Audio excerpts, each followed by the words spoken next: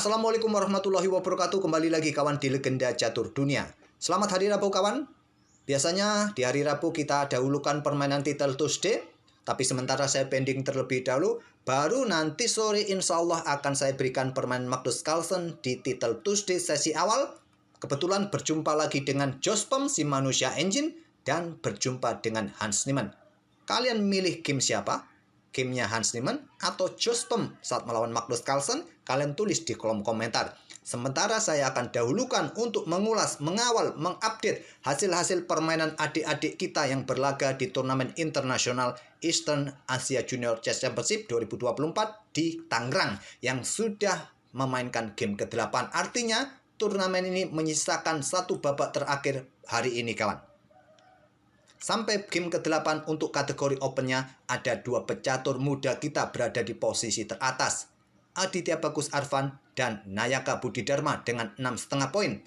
Satria Duta juga mengikutinya kawan di posisi keempat dengan 6 poin, selisih setengah poin saja. Dan yang menarik di game ke-9 game terakhir ada battle pecatur muda kita antara Aditya Bagus Arfan versus Satria Duta Cahaya. Kita nantikan partai ini besok akan kita lihat kawan. Kalau nanti ada di live gamenya. Kalau tidak ada di live game, ya admin tidak bisa ngapa-ngapain kawan. Tapi sepertinya ini ada di papan 1 kawan. Kemungkinan ada nanti di live gamenya. Kita tunggu saja. Sedangkan untuk kategori putri kawan, mulai ada pergeseran. Kemarin sempat kita lihat dua pecatur putri kita berada di posisi teratas. Sekarang mulai bergeser kawan, hanya tinggal satu pecatur putri saja, yaitu Laisa Latifah bersama dengan pecatur Mongol.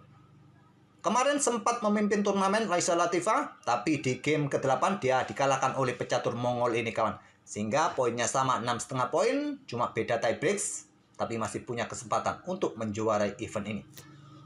Dan untuk game yang akan kita ulas ini saya ambil permainannya Aditya Bagus Arfan kawan saat menghadapi FIDE Master asal Filipina.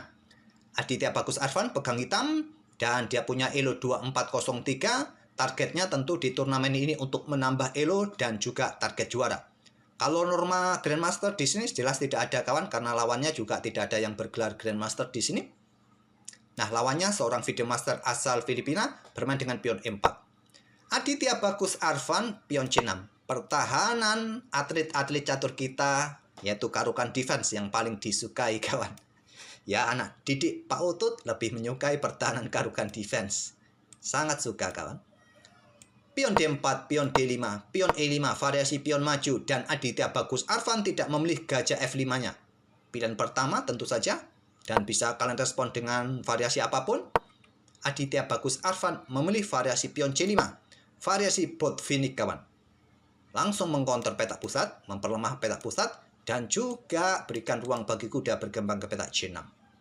Mungkin bertransposisi nanti ke permain French defense, bisa jadi. Nah, biasanya di sini langsung baku hantam, tapi putih merespon dengan pion C4.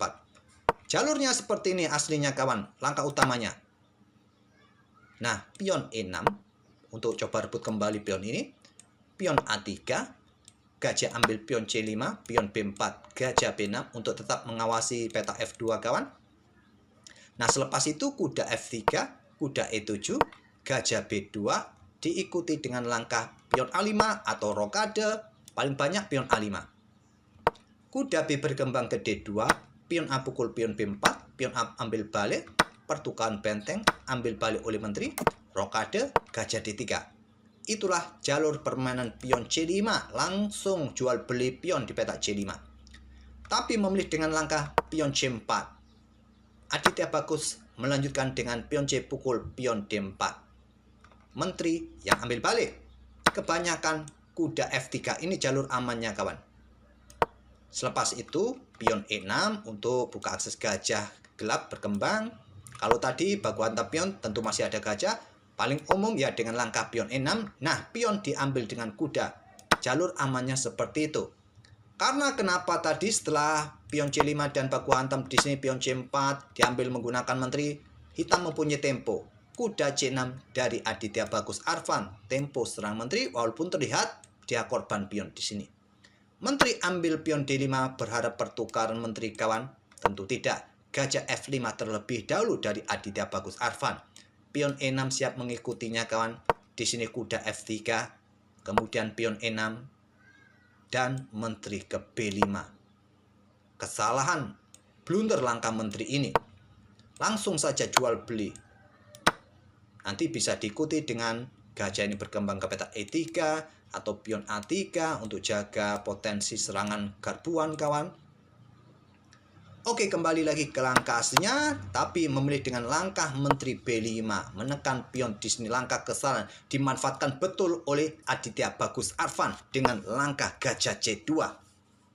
Apa maksud langkah gajah ini kawan? Ancaman skakmat? Iya. Batasi ruang gerak menteri? Iya.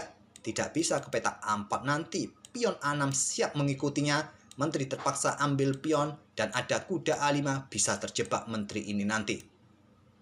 Nah, silakan kalian pause video ini untuk beberapa detik dan coba berikan langkah bertahan yang bagus untuk menghindari ancaman skakmat, sekaligus berikan tempat bagi menteri ini kawan agar bisa lari, agar tidak kena jebak. Saya akan berikan clue-nya.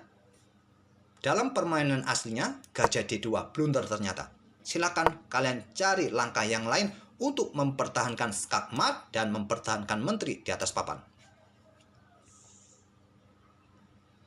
1, 2, 3, 4, 5. Apakah sudah cukup menemukan langkah terbaiknya? Langkah terbaiknya adalah pertahankan skakmat, blokade dengan kuda F ke D2. Kuda F kawan, jangan kuda B, kuda F. Apa maksudnya? Maksudnya kosongkan ruang peta F3 juga. Saat ada serangan pion A6 ini, kalian tangkap pion ini. Kalau ada kuda A5 di sini kawan, nah menteri bisa mundur ke F3. Tapi dalam permainan aslinya, setelah tadi kawan blokade dengan gajah D2, yang menjadi masalah adalah pion A6 ini yang menyerang menteri oleh Aditya Bagus Arfan. Menteri ambil pion B7, sekarang kuda A5, lanjut Arfan. Kalau kalian sikat, skakmat satu langkah. Menteri sekarang tidak bisa mundur, coba lihat kawan. Kalau tadi ada kuda D2, masih ada ruang kosong yang bisa diduduki oleh menteri. Blundernya tadi dengan gajah D2. Pion A6, menteri ambil pion, kuda A5, menteri ambil benteng, menteri pukul menteri, dan putih menyerah. Hanya dengan 11 langkah kawan, putih kalah. Ya jelas kawan, kehilangan menteri sudah tak perlu kita lanjutkan lagi dalam permainan klasik ataupun standar. Kecuali dalam permainan blitz, mungkin kalian berharap menang waktu. Tapi di sini sudah tidak mungkin lagi. Oke, itulah kawan, game pendek di babak ke-8 permainan ciamik dari Aditya Bagus Arfan menjebak posisi menteri putih. Kesalahan yang fatal tadi saat ada tantangan pertukaran menteri tapi ditolak kawan. Harusnya langsung pertukaran menteri, apalagi diikuti dengan langkah gajah D2 ini, bukan kuda F ke D2. Semoga permainan dari kedua pemain ini bisa menghibur kalian dan videonya jadi pendek. Kalau gamenya cuma pendek ini kawan. Sebetulnya tadi mau saya tambah permainan Satria Duta juga bagus, tapi durasinya panjang videonya, 20 menit lebih. Jadi saya berikan satu game saja. Saya pisah nanti gamenya Satria Duta, saya akan upload di video yang lain. Terima kasih. Kita akan bertemu di video-video berikutnya. Wassalamualaikum warahmatullahi wabarakatuh.